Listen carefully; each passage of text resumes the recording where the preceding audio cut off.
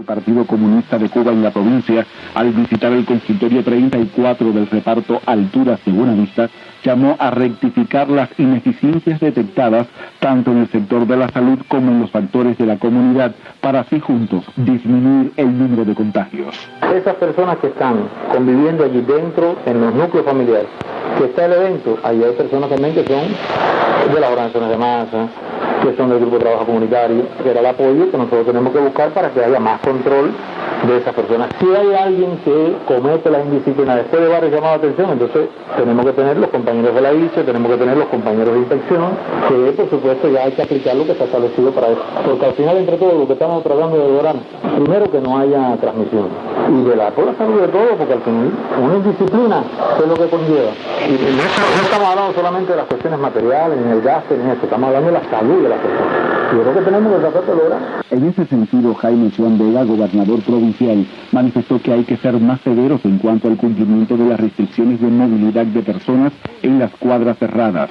Dijo que es preciso que a las personas en aislamiento social se les facilite todo lo necesario para que no tengan que salir de sus viviendas. Aquí, en esta área de salud, no hemos logrado nosotros controlar los contagios. No hemos sido efectivos en las medidas que estamos tomando. ¿Cómo logramos cortar la transmisión? Cuando bajes a 100, cuando bajes a 80, cuando bajes a 50. Cuando eso te pase, entonces podemos decir, las medidas que estamos tomando son efectivas, pero lo que queremos con esta visita, el objetivo, es buscar de verdad qué es lo que nos está pasando, qué es lo que no nos está funcionando a nivel del barrio, para nosotros poder cortar la transmisión. Y en mi opinión, usted lo dijo, es eso, que las personas siguen saliendo y siguen moviéndose, porque tienen sus necesidades no cubiertas. Eso es una realidad. Si yo no tengo en mi casa alimentos, tengo que salir a buscarlo. O sea, lo que tenemos que reaccionar es eso. Por último, Manuel Pérez Gallego precisó trabajar de cara a las urgentes transformaciones que requiere el momento epidémico actual en esta área de salud, ubicada en una de las zonas más densamente pobladas de la ciudad capital. Instan a mayor rigor en medidas ante preocupante contexto sanitario de Las Tunas. Julián Velázquez, Radio Habana, Cuba, Las Tunas. Ahora nos trasladamos hasta Granma. Allá se encuentra Marisela Presa y nos habla sobre la lucha contra la pandemia en ese territorio oriental. Adelante. Sin lugar a dudas, el enfrentamiento a la epidemia del nuevo coronavirus es todo un sistema en el que interviene la sociedad, dígase las entidades de la economía y los servicios, especialmente el de la salud, y con esencial responsabilidad cada una de las personas que residen en una demarcación, pero no siempre la población se percata de los cuantiosos recursos requeridos para proteger la vida humana.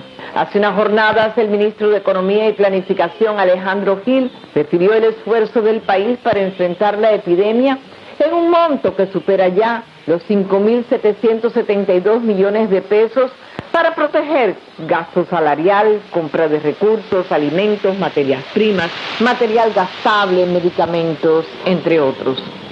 A propósito del tema, Juan Carlos Berenguer, director de Finanzas y Precios en Granma, además de ser un directivo, evaluó desde su propia experiencia como paciente contacto de sospechoso de la COVID-19 los gastos del Estado cubano y consideró que la provincia concluirá el año con una erogación de más de 544 millones de pesos para enfrentar la epidemia. Lo viví en carne propia. Yo creo que agradecer también a ese centro de aislamiento, que muchos de los cubanos lo critican y toman falta, y creo que la sensibilidad humana que hay allí, ver los estudiantes del propio sector de la educación, la entrega que tiene el sector deporte, los trabajadores, y yo decía, llevarle la comida a una persona a la cama, el desayuno, para que usted no se tenga ni que parar, no se tenga que mover. En todo eso está calculado el costo de ese paciente, está calculado en el salario de esa persona, está calculado el tiempo que esa persona después que sale de ese sistema de rotación de días va entonces a un centro de aislamiento y que constituye gasto y que hay que hacerle exámenes. Y yo en mi propia experiencia estuve allí y veía un grupo de estudiantes que bueno, estuvieran inmersos en esa tarea y que llevaba alrededor de más de 20 días porque había que repetirle el PCR siempre que uno de ellos incluso estuviera positivo, había que hacerle de nuevo una muestra de PCR y eso alarga también la estadía, el costo lógicamente de esos pacientes, los propios viajeros que se trasladan, las propias muestras que se realizan. Estamos hablando del Centro Provincial de Higiene y Epidemiología, que superan ya los 15 millones de pesos en gastos propios de todos estos exámenes y demás, pero una demanda de más de 200 millones de pesos a partir de la construcción y adaptación del local del propio laboratorio. La atención a la pandemia tiene una prioridad ante todas las cosas. Estamos hablando, Marisela, que de la vacuna, como respalda la campaña de vacunación de un universo de alrededor de 544 1.950 habitantes en Granma, pues bueno, ya tenemos una parte vacunada. Y estamos hablando de un 10% de esos 192 millones gastos adicionales en otros insumos, es decir, algodón, alcohol, esas cosas. Pero estamos hablando de 193 millones, para redondearlo, la campaña de vacunación que se debe efectuar a más de 545.000 habitantes. Y estamos estimando, Marisol, y me voy a adelantar, se lo voy a comentar, yo creo que el pueblo tiene que saberlo, que nosotros estimamos, de acuerdo al comportamiento de la propia epidemia, y que creamos incluso con una mejoría alrededor de 544 millones de pesos que ejecutemos a finalizar el año. Desde Bayamo, Marisela Presa, en Radio Habana, Cuba. Proteger a la familia y la comunidad es esencial en tiempos de la COVID-19. En Cuba está garantizada la atención médica por profesionales de alto nivel. Los centros de salud cuentan con todo el apoyo gubernamental para frenar el avance de la pandemia. Si usted se protege, asegura su vida, la de su familia y la comunidad. Y ahora seguimos nuestro recorrido. Jacqueline de la Rosa Hermida, desde Guantánamo, nos informa sobre la actualización del protocolo para contener el COVID-19 en ese territorio oriental del país. Sí, gracias, saludos. Guantánamo actualiza el protocolo para la atención y manejo a personas sospechosas confirmadas con COVID-19 y sus contactos, una de las medidas para contener el avance de la letal enfermedad en ese territorio, al igual que el resto del país. El doctor Pablo Feal Cañizares, funcionario del Ministerio de Salud Pública que acompaña a la provincia en el enfrentamiento de la pandemia, puntualiza al respecto durante la reunión del Grupo Temporal de Trabajo. Primero, organiza mejor el sistema de atención y no nos obliga a ingresar a todo el mundo en un centro de la mente. Para Guantánamo, mantener un buen sistema que nos funcione bien el sistema de laboratorio, vamos a mantener el concepto de ingreso, no importa donde pongamos al informe. La persona se quedaría en la casa, pero con el concepto del ingreso domiciliario obligatorio por el médico de pasarle visita, que no nos pasa lo que nos está pasando hoy, y le pondríamos el tratamiento que lleva. Que el interferón solamente es para hospital. Pero si tengo que, por alguna necesidad, una situación muy puntual, dejar a alguien que lleve interferón en la casa, tendremos que buscar el interferón al hospital y ponérselo aquí en la casa, hasta que lo dejemos ingresar, para proteger la vida de la persona, que es lo más importante que hay que ver aquí.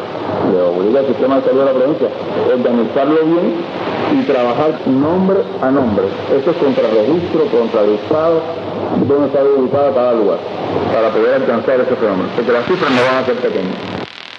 Pablo Feal Cañizares enfatiza en una atención diferente para menores y embarazadas. El niño que sea sospechoso con un antígeno positivo y esté entre 12 y 18 años, que tenga síntomas leves o moderados, se quede en su casa y se le aplique el naproxeno, igual que los adultos. Ahora, en el caso del confirmado, si tiene síntomas leves y tiene entre 12 y 18 años, se ingresa también en el domicilio con naproxeno. Todos los demás niños que tengan alguna otra enfermedad que lo acompañe, es decir, la comorbilidad que pueda tener, y tengan una sintomatología moderada o más, llevan un ingreso en el hospital y se le pone interferón. Las embarazadas, las puérperas, todas se ingresan en una institución, ninguna se queda en la casa. El doctor Pablo Feal Cañizares insiste en la responsabilidad ciudadana de los guantanameros para asumir ese nuevo protocolo de manejo y atención en el enfrentamiento a la COVID-19 a favor de evitar mayor expansión de la enfermedad en la provincia, donde próximamente iniciará la inoculación masiva con Abdala. Desde la provincia más oriental del país, Jacqueline de la Rosa Hermida para Radio Habana, Cuba.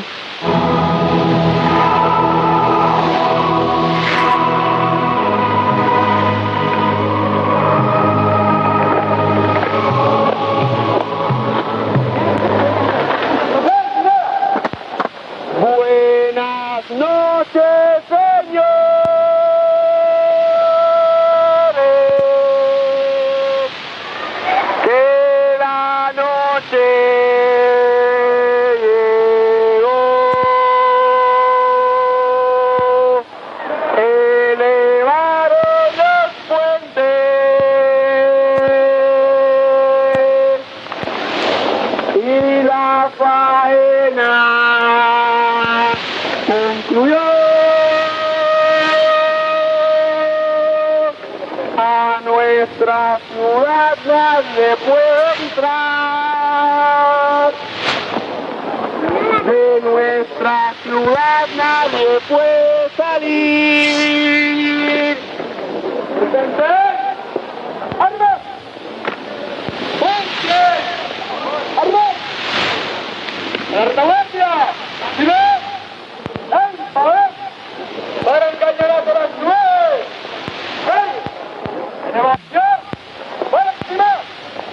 ¡Elevación lista, señor! ¡Encender! ¡El botafuego! ¡En la senda! ¡Abierta!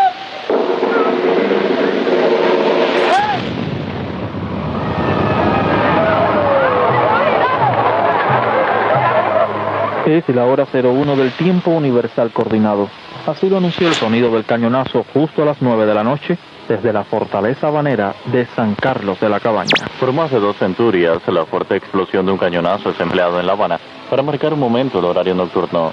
Recoge la historia que a partir de 1740 y a las 8 de la noche, desde un buque anclado en el puerto era emitida una detonación para avisar el cierre de los portones de la muralla que rodeaba a la capital cubana, para protegerla de los ataques de corsarios y piratas. En cualquier lugar del mundo donde se encuentre un habanero, evocará esa centenaria tradición de la ciudad que lo vio nacer.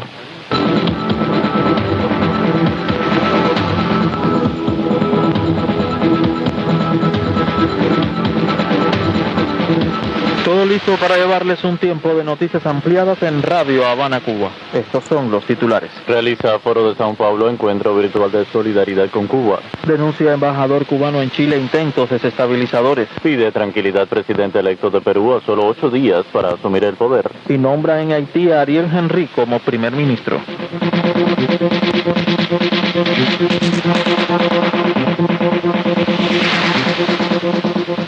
Ya ampliamos estas y otras informaciones. La Secretaría Ejecutiva del Foro de Sao Paulo realiza desde las 17 horas, hora de Cuba, un encuentro virtual de solidaridad con la nación caribeña para condenar la campaña de odio y desinformación promovida desde el exterior contra nuestro país. De acuerdo con ese mecanismo de concertación de partidos y movimientos políticos de izquierda y progresistas de la región, el encuentro ratifica la unidad de esas fuerzas con la defensa de la revolución cubana. En la cita, los participantes dialogan sobre los más recientes acontecimientos ocurridos en el país caribeño, los intentos de desestabilización promovidos y financiados desde Estados Unidos y los ataques mediáticos sin precedentes contra el proceso revolucionario cubano. También debaten acerca de la firme respuesta del Partido Comunista de Cuba, el gobierno y el pueblo de la nación a las provocaciones y disturbios ocurridos el pasado 11 de julio en varias ciudades del país. El embajador de Cuba en Chile, Jorge Lamadrid, denunció la persistencia de una campaña contra la nación caribeña impulsada por las llamadas redes sociales, con el auspicio y financiamiento del gobierno de Estados Unidos. Durante un encuentro con medios de prensa, recordó a Madrid que esa campaña forma parte de una receta ya practicada en las denominadas primaveras árabes para generar golpes blandos. El diplomático detalló que el gobierno cubano denunció oportunamente el barraje propagandístico iniciado el 23 de junio último, lo cual coincidió con la votación por la Asamblea General de la ONU de una resolución contra el bloqueo de Washington, operación fracasada al votar 184 naciones a favor del levantamiento de esa política agresiva de la Casa Blanca. El presidente electo de Perú, Pedro Castillo, pidió tranquilidad al pueblo y los empresarios y aseguró que su gobierno será responsabilidad de todos. Sobre la conformación de su ejecutivo, próximo a anunciarse, dijo Castillo, que hace una convocatoria a todos los técnicos y personas más distinguidas y comprometidas con el país para estructurar un equipo de trabajo. El primer mandatario electo aseguró haber personalidades interesadas en contribuir con el gabinete de todas las tendencias políticas, pero con plena responsabilidad. Haití tendrá un nuevo gobierno encabezado por el neurocirujano Ariel Henry como primer ministro, a quien el presidente Jovenel Moïse había nombrado antes de ser asesinado. De acuerdo con fuentes oficiales, Moïse había elegido a Henry para reemplazar a Claude Joseph, quien ejercía como primer ministro interino. Con el actual gobierno, Joseph ocupará de nuevo el cargo de ministro de Relaciones Exteriores, que carecerá de presidente y tendrá la tarea de organizar las nuevas elecciones lo antes posible. El promotor del proyecto Puentes de Amor, Carlos Lazo, criticó la postura del presidente de Estados Unidos, Joe Biden, que mantiene aún un estudio futuras políticas hacia Cuba, mientras permanecen las medidas adoptadas por su predecesor Donald Trump. Consideró Lazo de positivo el anuncio de crear una comisión para analizar el envío de remesas a territorio cubano y otras con el fin de estudiar un incremento en el número de trabajadores en la Embajada de Washington en La Habana, pero calificó de insuficientes esas medidas. El activista subrayó que las nuevas declaraciones de la Casa Blanca se presentan como más de lo mismo sucedido en los últimos meses. La Asamblea Nacional de Venezuela aprobó un acuerdo de solidaridad con Cuba en rechazo a los ataques desestabilizadores, agresiones económicas y campañas mediáticas promovidas desde Estados Unidos contra la nación caribeña. En una sesión ordinaria abordó el legislativo venezolano las acciones ejecutadas durante más de 6 décadas por Washington dirigidos a vulnerar la soberanía del pueblo cubano. A su vez, el diputado dirigente del Partido Socialista Unido de Venezuela, Jesús Farías, aseveró que el proceso revolucionario de la isla salió fortalecido de las más recientes maniobras para subvertir la paz y estabilidad ciudadana en medio de la COVID-19. El titular del Senado de Paraguay, Óscar Salomón, recibió al embajador de Cuba, Francisco Fernández, con quien dialogó sobre la posible provisión de ese país sudamericano de vacunas contra la COVID-19. En el encuentro detalló Fernández que las negociaciones para el suministro de inyectables tienen lugar desde la Embajada de Asunción en La Habana. El diplomático cubano también hizo referencia a los inmunizantes Abdala y Soberana 02, desarrolladas en la nación caribeña, cuya eficacia corroborada supera el 90%. El ministro de Economía y Finanzas Públicas de Bolivia, Marcelo Montenegro, destacó los resultados en la nación andina gracias a las medidas socioeconómicas aplicadas por el actual gobierno. Resalta Montenegro que revitalizar el país tiene como pilares importantes redistribuir el ingreso y la inversión pública. El titular boliviano exaltó la labor del presidente Luis Arce, quien utilizó nuevas estrategias para contrarrestar la crisis y reconstruir la nación y rescatar la estabilidad tras el golpe de Estado del 2019. El presidente de Colombia, Iván Duque, instaló las sesiones ordinarias del Congreso para el periodo 2021-2022 con un discurso favorable a su labor, mientras la oposición lo criticó. Justificó Duque que su ejecutivo nunca tuvo la dicotomía entre proteger la vida y la economía y por eso fortaleció el sistema de salud durante la COVID-19. A su vez, el senador del Polo Democrático Iván Cepeda aseguró que Duque omitió la calificación de Colombia como uno de los peores países en atender la pandemia y excluyó su responsabilidad en la catástrofe. Así ponemos punto final a este tiempo de noticias ampliadas en Radio Habana, Cuba. Antes, reiteramos titulares. Realiza Foro de San Paulo encuentro virtual de solidaridad con Cuba. Denuncia embajador cubano en Chile intentos desestabilizadores. Pide tranquilidad presidente electo de Perú a solo 8 días para asumir el poder. Y nombra en Haití a Ariel Henry como primer ministro.